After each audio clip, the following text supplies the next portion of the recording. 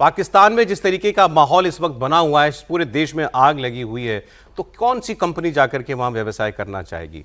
कई एमएनसीज जो हैं वो छोड़ के जा चुकी हैं पाकिस्तान। बीते 2 वर्षों में 30 से ज्यादा बड़ी कंपनियों ने अपनी मैन्युफैक्चरिंग को और डायरेक्ट बिजनेस ऑपरेशंस को पाकिस्तान में बंद कर दिया। रिवर्स हो रहा है वहां पर। भारत में दुनिया भर के लोग आ रहे हैं और वहां पर उनकी अर्थव्यवस्था कमजोर पे कमजोर होती जा रही है। बिजली नहीं है वहां पर, बिजली की डिमांड घटती जा रही है। बहुत बड़ा एक संकेत होता है इकोनॉमी के अच्छा करने का कि बिजली की डिमांड बढ़े। बिजली की डिमांड नेगेटिव में जा रही है।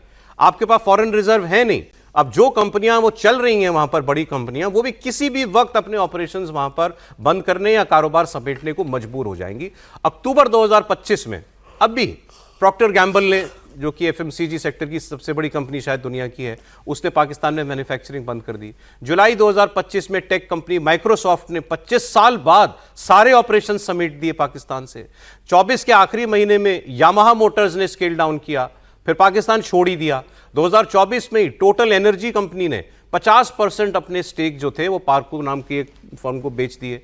फार्मा कंपनी फाइजर दुनिया की बड़ी से बड़ी कंपनियों में एक है, 2024 में मैन्युफैक्चरिंग यूनिट बंद कर दिया और निकल गई। और इन सब के अलावा एक सनोफी कंपनी हो, लॉटे केमिकल्स हो, टेलेनॉर हो, एनर्जी सेक्टर की बड़ी कंपनी शेल है, ये सारी कंपनियां, ऊबर है, ऐसी 20 कंपनियां पाकिस्तान छोड़ करके जा चुकी हैं।